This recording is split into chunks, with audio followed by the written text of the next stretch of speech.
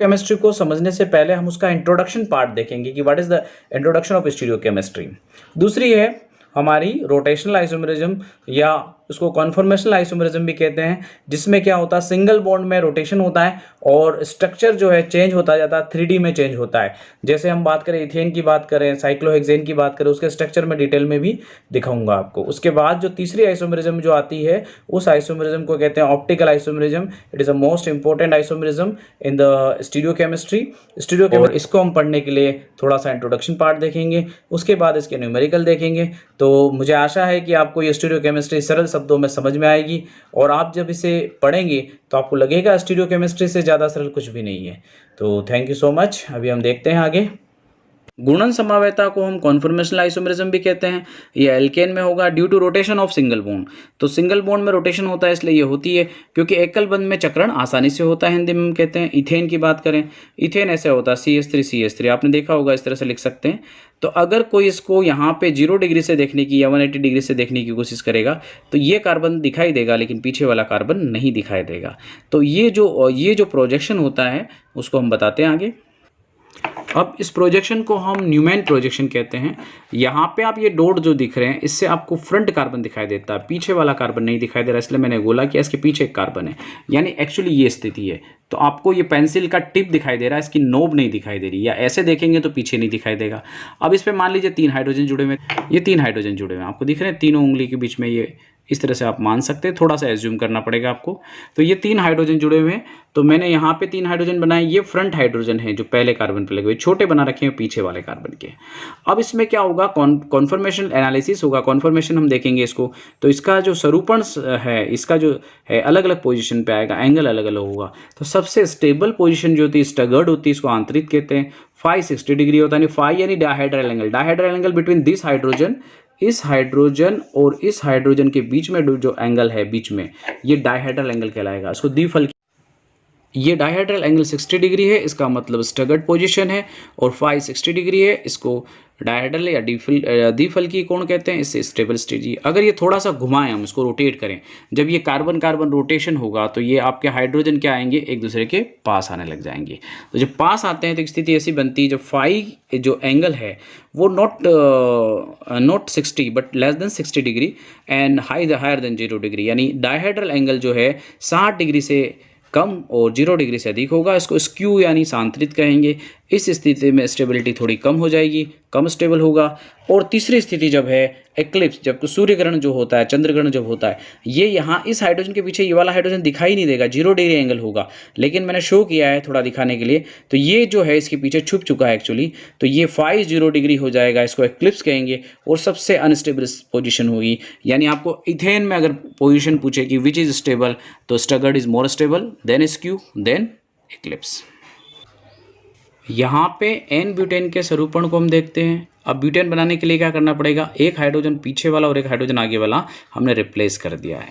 तो यहाँ एल्केन और ब्यूटेन में के जो कॉन्फॉर्मेशन है उसमें थोड़ा सा अंतर ये है कि स्टगर्ड में 2 पोजीशन इसमें पाई जाती है। वो 2 पोजीशन क्या है कि जब CH3 होगा एक तो, और दूसरा H होगा, इन दोनों के बीच में अगर डायहेड्रल एंगल 60 डिग्री का है तो उसको मैं एंटी कहेंगे, most stable position of the n butane.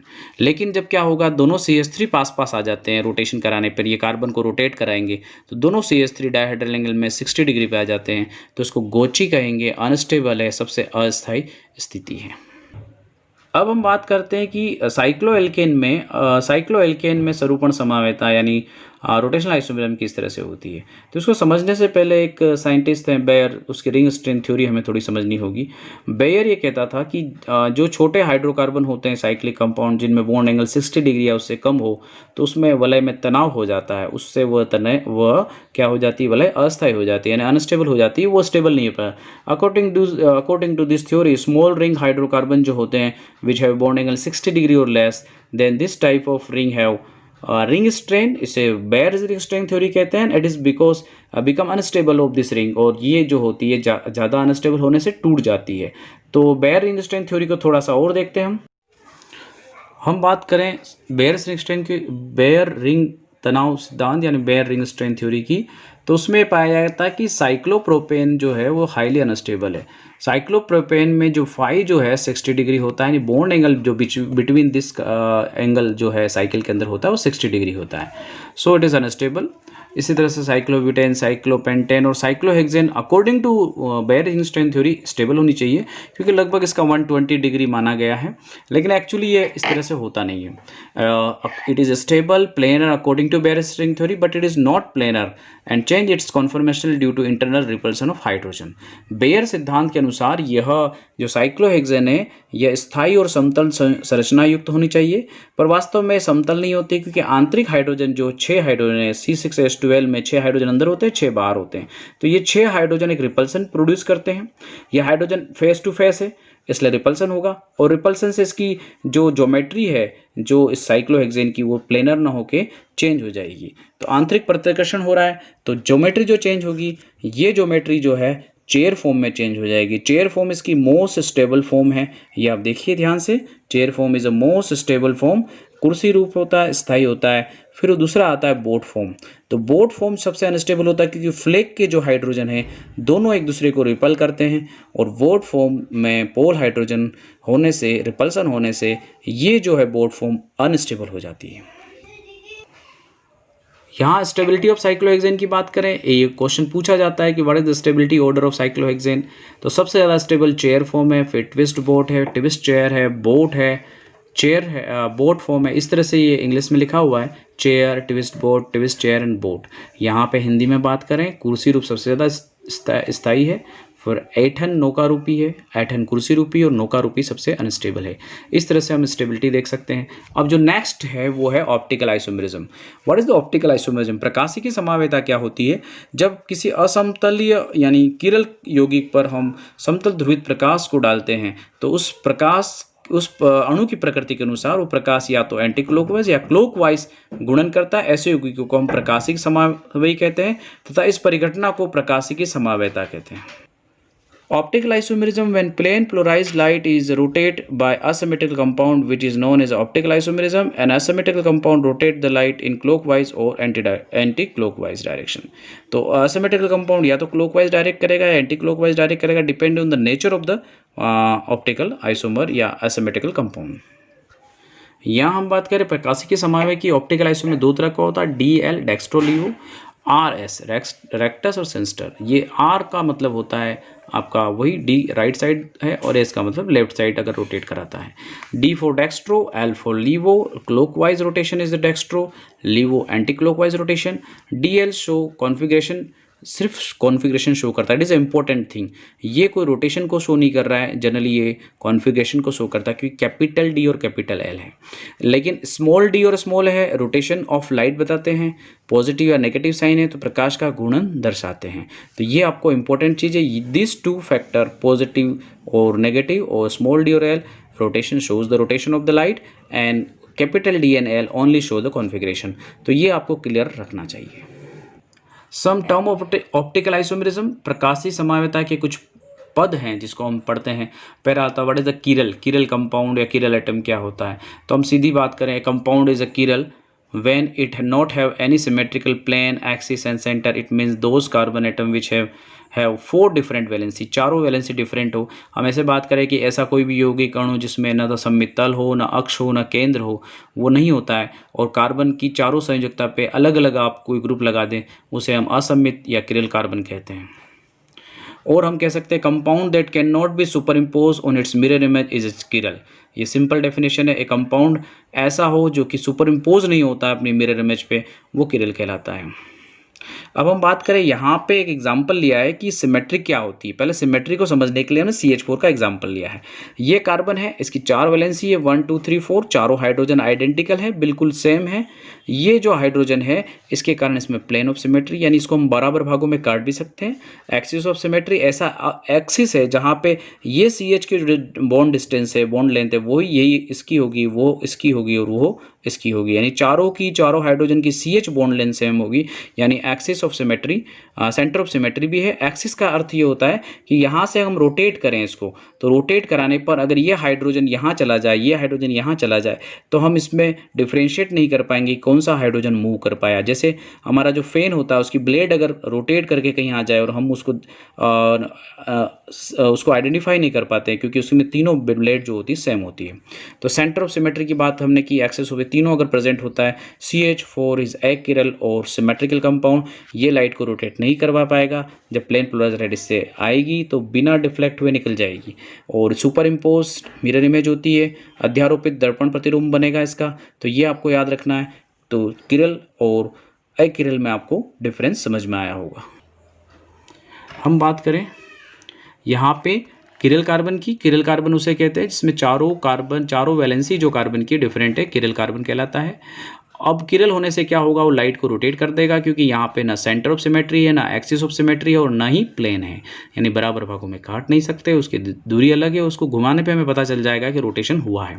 अब हम बात करें प्लेन पोलराइज्ड लाइट की, ऐसी लाइट जिसको निकोल प्रिज्म से गुजारते किसी भी लाइट को, तो वो लाइट एक डायरेक्शन में हो जाती है।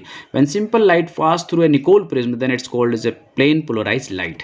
तो ये लाइट का सोर्स है, इसको निकोल प्रिज्म से हमने निकाला है, तो ये एक सिंगल डायरेक्शन में हो गई, या तो इस डायरेक्शन में या इस डायरेक्शन में। तो इसको हम क्या कर सकते हैं, ये जो डायरेक्शन हुआ है वो एक यूनि डायरेक्शन है, इसलिए इसको प्लेन पोलराइज्ड लाइट कहते हैं। और अब दूसरा टर्म आता है, जो तीसरा टर्म हमारा एनोंशोमर्स आता है, प्रतिबिंब क्या होते हैं, तो ये हैव आइडेंटिकल फिजिकल प्रॉपर्टी रखते हैं।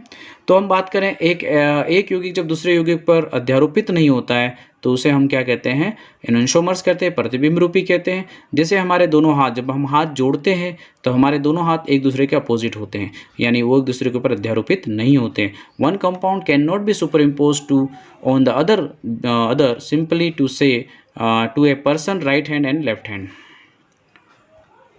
This is the example of enantiomers superimpose, जैसे मिरर लगा दिया हमने, और ये कंपाउंड ऑप्टिकली एक्टिव है क्योंकि चारों वैलेंसी आप देखिए, चारों वैलेंसी डिफरेंट है इसकी, चारों वैलेंसी डिफरेंट होने पे कंपाउंड क्या हो गया, ऑप्टिकल एक्टिव हो गया। तो इसको हमने इस पर रखने की कोशिश करेंगे, तो जब इसको उठा के इस पर रखेंगे तो ये नहीं होगा क्योंकि F इधर चला जाएगा और ये Br इधर आ जाएगा, तो सुपर इम्पोज नहीं हो पा रहा है, तो इसको एनोंशोमर्स कहते हैं। अब आता है diastereomers. What is the diastereomers?